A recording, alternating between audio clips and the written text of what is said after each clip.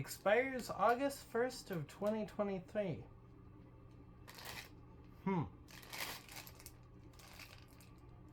I figured since we're doing a global series in, I don't know, Australia, gotta have a Tim Tam.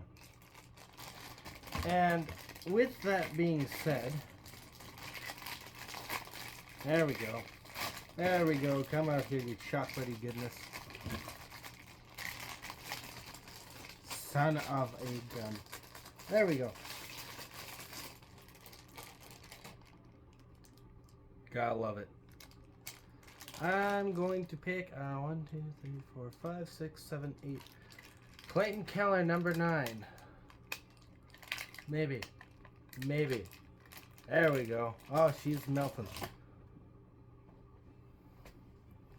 And I've got with me some hot chocolate. It says Coke. It's not. It's hot chocolate. So let me just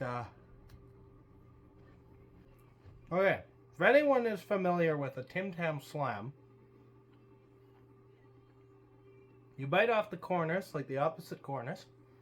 You take your drink, and I'm going to imagine I hold it like this.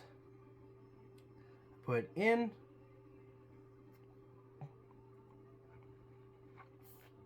There we go. Oh, that's incredible.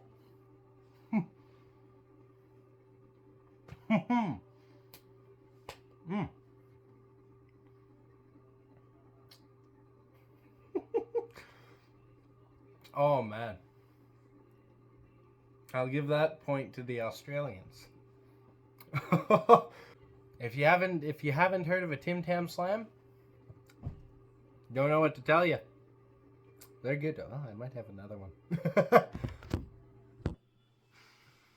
That said, welcome to what I'm calling my office. And as you can tell, there's not much for hockey in here. I'm the hockey guy in my family. My dad is the truck driver of the family. So this is kind of his office. Yeah. Welcome to where I'm doing my videos for the next little bit. That said, hello, my name is Timothy Boileau, aka the Albertan Coyotes Fan, as you can see by the magnificent jersey that I am wearing.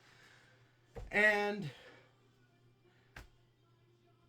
the global series has finally come to an end.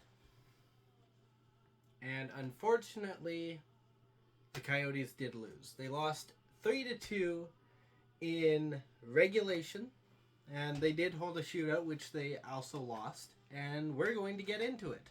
So the first thing I want to talk about, I don't know what the game politics in the Southern Hemisphere is, really, just Australia as a whole.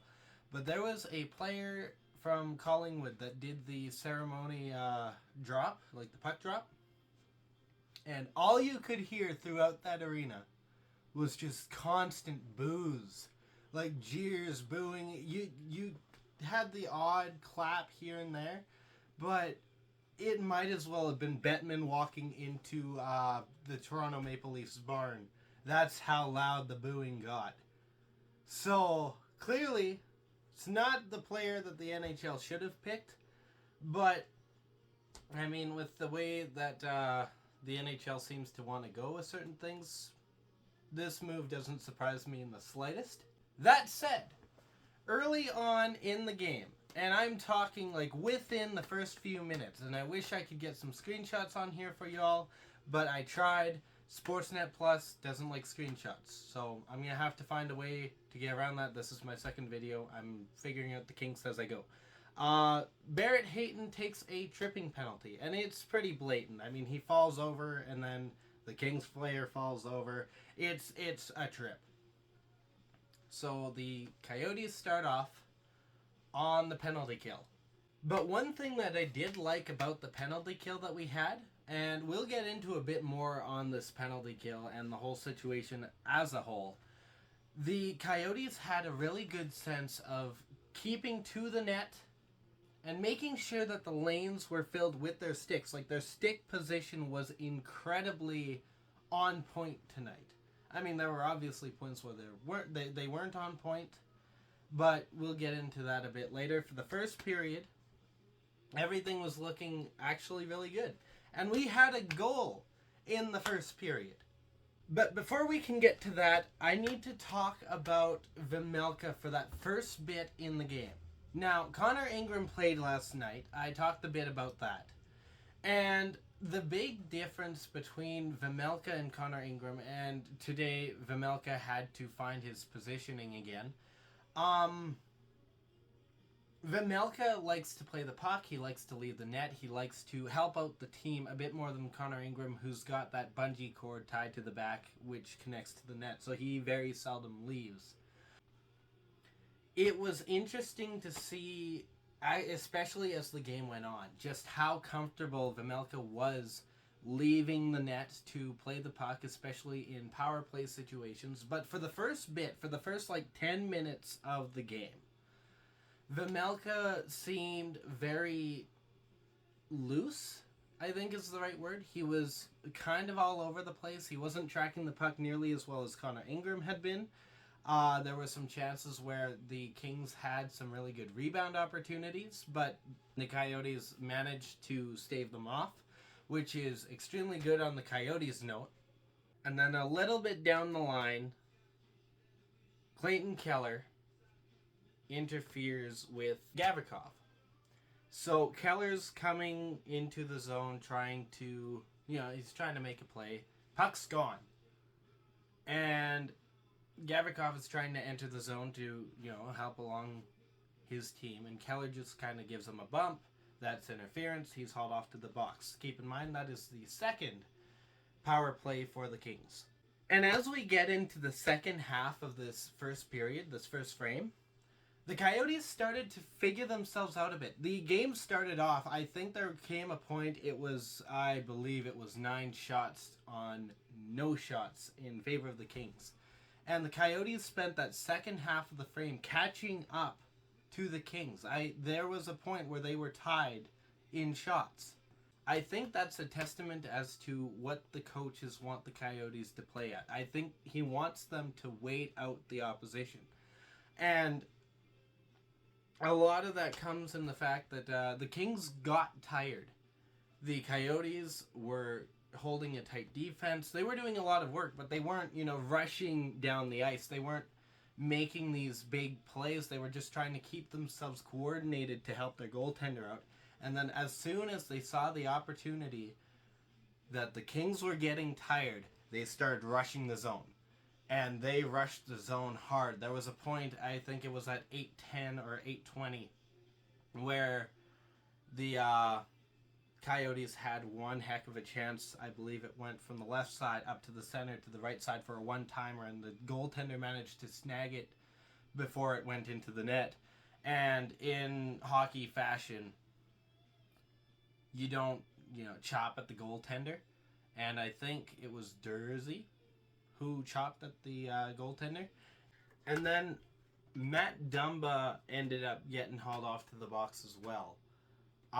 This was after the scrum had happened, and Matt Dumba brought his stick up, hit another player in the face. That's high sticking. You go to the box. That's 3 penalty kills now that we're on. And on this penalty kill, it became very apparent just how well the Coyotes have it down to a science where their sticks go. There was one shot that the Coyotes let off, and it hit one of the Coyotes players' sticks and shot up into the netting. And they showed the replay of that. You can see the stick was like... Hockey is a game of inches. It's a game of centimeters, as I believe Steve Dangle refers to it as. If that stick had been just a centimeter off, maybe even a millimeter, that puck is going in. But this player had the game sense, and I wish I could remember who did this. He had the game sense to put his stick down, and the puck hit it, shot up into the netting.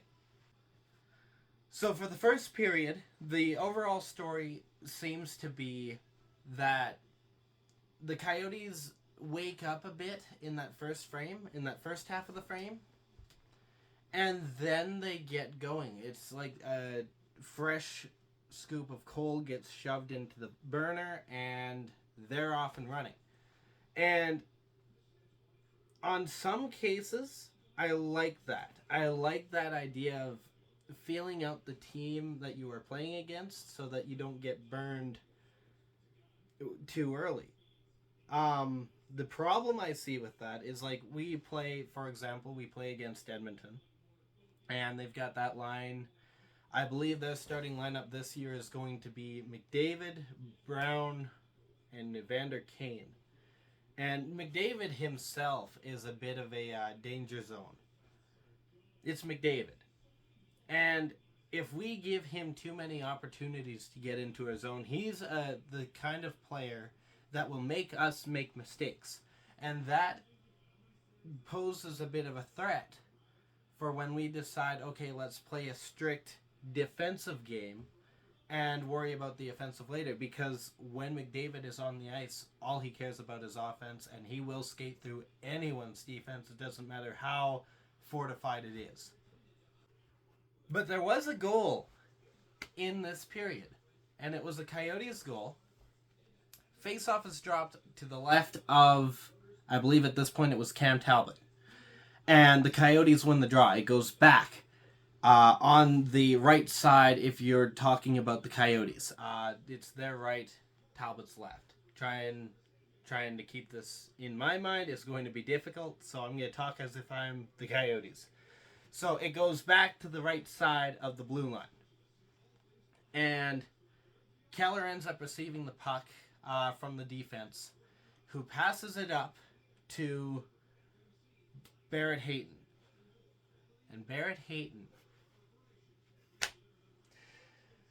oh man, brings the puck back. He looks like he's going to go around the crease, not behind the net, but in front of the net. Like if you've ever if you're holding a PlayStation controller and you want to go around the net and glide, you push your right stick to the left, I believe, and then you kind of wind around like that. That's what it looked like Barrett Hayton was trying to do. Instead, he pops up short. He squares up to the goaltender, and the goaltender's leaving him like that much room. And, you know, that's a bit more room than, say, other players have had, but it's not a lot of room if you really think about it. You're playing a quick game that you need to be alert for, and there's so much happening, and you've got that much space to work with. And he fires it, and it hits the netting. It hits the back of the net, and that is 1-0 for the Arizona Coyotes, and we're on the board first. Now, unfortunately, it falls apart. That is the only goal that we will score until basically the end of the third. So all in all, the period ends with 15 shots for the Kings and 12 shots for the Coyotes. We're a bit more even than we were yesterday, where it was almost double. I believe it was 7 shots for the Coyotes and 15 for the Kings. But that is the first period. And there were many chances, there were many opportunities for goals to happen that the goaltenders were really on the ball for. And even when they weren't on the ball, they were there. They let the puck hit them. And then we get into the second period. And the first 5 minutes of play, both teams are going absolutely nuts each end of the ice. Coyotes were getting chances that were rebounded, and the Kings would pick it up. They'll go to the other end, and they'll have a chance. There was one where it was clear, cut, and dry, and someone hit the post. This was for the Kings. I was paying attention. I'm sorry, these guys don't care much about the Kings. I kind of care about the Kings and Coyotes. And then, and this is something that I'm going to talk a little bit about in depth, Matt Dumba ends up taking a slashing penalty. But what the refs missed is before this, there was a slash by Kaliev. And what it should have been, at the very least, in my opinion, and I don't play hockey, I don't know all the rules, but if I were a ref, I'd send them both to the box, The first guy for slashing, second guy for unsportsmanlike. Even though they were both slashes, Dumba's was a retaliation. But the ref missed that first one. And they do end up killing this penalty. And then immediately after, the Kings end up taking a penalty for tripping. And this tripping call was against Vasilevsky. And they showed the replay of this. And the stick goes up between Valimaki's legs. And he kind of closes his legs in. Like he's, in a rush to use the restroom. And he falls with the stick. It's not a trip. It was quite clearly embellished. But the refs called it a trip. And I can sit here and, be happy about the fact that, hey, we got a free penalty out of it. But I would have felt dirty if we had scored on that power play. We didn't. And I'm kind of glad about that because it was such a bold embellishment that ended up working out and it shouldn't have. And part of me is thinking, it's preseason, who cares? But because of the situation that happened with Tim Peel when he was calling a Nashville Predators game, and I can't remember who the opponent was offhand,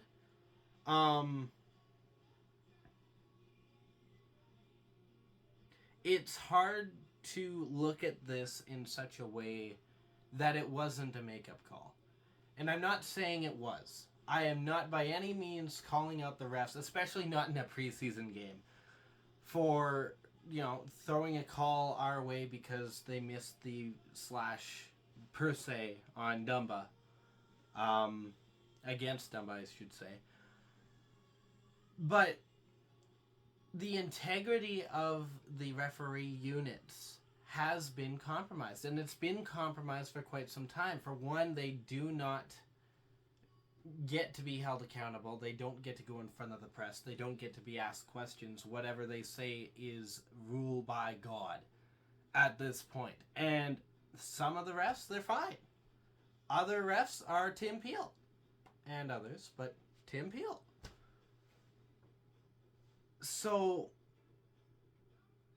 to have this situation happen, even if it is a preseason game, it's the integrity that we've come to know and hate, quite frankly, that's now being introduced in a place where, the points don't matter. I said this yesterday. It's like, whose line is it anyway? Everything's made up. The points don't matter. But yet here we are in Australia playing this game, and we're going to show the Australians that we don't have integrity? It makes no sense for the growth of the game. It makes no sense that we saw the amount of penalties that we did. It might as well have been you look at a guy wrong and one of the ref's arms is going, woo! There's still that slight bit that's like, yes, we are here to watch what the Coyotes are going to be. We are here to watch what the Kings are going to be. We are here to watch what the refs are going to be. This is their game, their warm-up, just the same as it is anybody else's. They are getting back into the rhythm of figuring out how to blow their whistle. As if, you need practice for that, but you need to have the eye for these things, and it seems like nothing is changing, preseason or not. But it's an opinion of some guy who's yelling about this sort of stuff in a room where we got trucks. And at the end of the second period, just to put the nail in the coffin on the whole ref calling a whole lot of penalties situation, and this one is warranted, there was a good opportunity for the Coyotes to score, and again, there was that bit of a scrimmage that happened, but this one got a bit more serious. It got to a point where they did end up having to call the two of the players off for roughing. And that was with 4 seconds left to go in the period. So, we're entering the third period, 4-on-4. And with that 4-on-4 situation, we're diving into the third period before I get to what I really want to talk about. With that 4-on-4 situation, we kind of had it figured out for a little bit, but there was, I think, 40 seconds, maybe only 30, after the puck was dropped for the third. We end up pulling another penalty, and now it's a 4-on-3. That, I believe, right after that penalty was called, the Kings score basically right off the draw. Puck goes back, it goes across a little bit, it goes into the back of the net past Pamelka, and it was such a quick play that the Coyotes didn't really have much of a chance to adjust. They weren't there. They weren't there to block. They were almost there, but almost isn't good enough. You have to be there. But, you know, it happens. It's preseason. It doesn't matter. We're trying to feel things out. And before I get to that little bit that I want to talk about that happened in the intermission, I kind of teased it at the beginning of the video. To finish out the third period, Kings are up 2-1. They end up scoring an empty net goal from their own zone to make it 3-1. Basically, it sealed the deal on the game, but there was still some 30 seconds left to play. Coyotes managed to come back within one, and that's how the game would end. And there was a shootout, and I could talk about that, but quite frankly, the shootout wasn't really important, and they didn't seem to take it as importance, which I can't blame them for. They have played a game literally last night, and now they're playing another game tonight, both of which they are guaranteed to have a shootout. And I know for some of them, like, they want their positions in the roster, but in the shootout, that's about the only thing that they're really looking for, as far as I know. When they do these little exhibition shootouts. So to talk about that would basically be a waste of time, because for most of the shots, it was pretty well just throwing them on the net and hoping something happened. So the game ends. Kings do end up scoring in the shootout to win the shootout. So where the Coyotes won in the game last night and in the shootout last night, tonight the Kings won both. So it's one apiece. And now for something completely different to throw y'all for a loop. Tim Tams. The whole thing with the Tim Tam Slam, there was a segment in the second intermission where they were talking about Australian foods. And they had pulled out, I believe, this fairy bread, which is essentially toast with sprinkles on it. There were meat pies, which is pretty well what it sounds like, meat in a pie. There was some coconut pastry looking thing. It had chocolate, and you rolled it in coconut. It looked really good, but I've never seen it here, and I can't remember the name of it. It was something funky. But we've got Nanaimo bars, so we've got our own funky thing. They sampled, it's not Marmite, Vegemite. There we go. But the last thing that they sampled, not the last thing, but one of the things that they sampled was Tim Tams. And what makes Tim Tams special to me as a Canadian who found out about these from someone who is from Australia, I ended up finding out about them because this Australian friend started calling me Tim Tam. My name is Timothy, shortened to Tim. Usually in person I go under Tim. So she ended up starting with Tim Tam. So there's my first food-based nickname. And I do end up getting a second one. If you're from Canada, you're familiar with these. Donut holes in the States, Timbits in Canada. But Tim Tams was the first one that I ended up getting a nickname under. And I was told, like, I had gotten to the point where I was like, what does that mean? So I end up asking her. She's like, oh, it's a kind of cookie that you eat. I mean, I imagine, I don't know what else you would do with a cookie, but you eat it. And it's covered in chocolate. Some of them have caramel in it. Some of them have dark chocolate in it. I think you can get a white chocolate one. Someone please correct me if I'm wrong, because I'm probably making a fool of myself. But, you know, I'm talking about the Coyotes. I just gotta make this note real quick. I'm talking about the Coyotes. I can hear outside. You probably can't, but I can. There's a pack of coyotes going nuts, probably 2 or 3 doors down.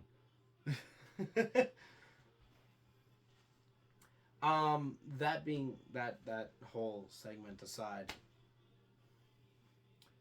I get introduced to the Tim Tam Slam, and the way I was introduced to it was kind of convoluted and confusing. I had to look it up tonight to figure out how to properly do it, because I thought you just do it with milk, and it works the same kind of, like, it still melts a bit, but it doesn't get that melty consistency.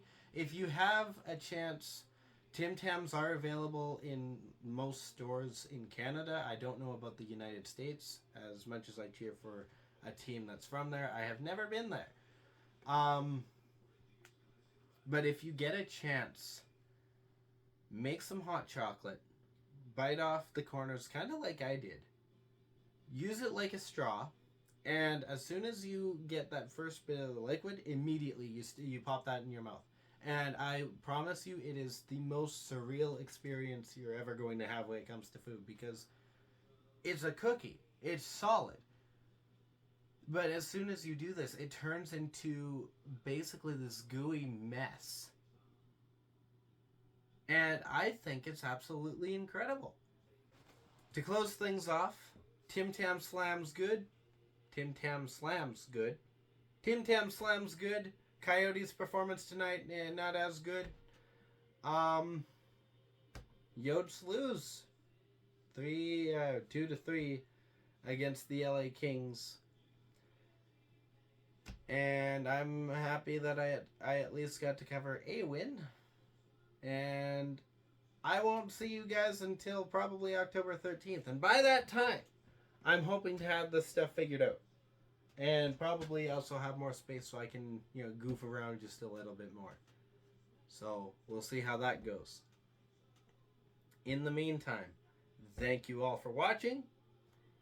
Thank you for basically putting up with what is essentially a new endeavor. If you want to watch me talk about a team that historically hasn't been very good, but might actually, according to the broadcasters, end up being good, better hit that red button, because I'll be coming back on the 13th, and that's Friday the 13th, so we might start off with a bit of a lose. Who knows? Maybe I jinxed it. Maybe we'll win. I don't know how that works yet, because I've never made a prediction before. So, with that, I'm going to make an official prediction before we close out the video. I think that the Yotes will lose, because reverse psychology, you got to do that. They're going to lose in spectacular fashion. They're going to lose in the way that, Montreal Canadiens lost when they had Patrick Waugh out there, just bleeding dry. It's going to be like a 13-0 blowout game, and they might get 1 goal to close out the rest of the game, and that is how the first game's going to end. I am making that bet. I'm going to put money on. No, I'm not. Yeah, I can't vouch for anyone else gambling, but I will say play responsibly. I do not play responsibly, so I will not be gambling. But that's what I'm going to leave it with. And all that to say, stay howling, go Yotes, and I'll see you on Friday the 13th. Gotta get my scream mask out. Seems like a good idea. Friday the 13th, you know. Okay, see ya.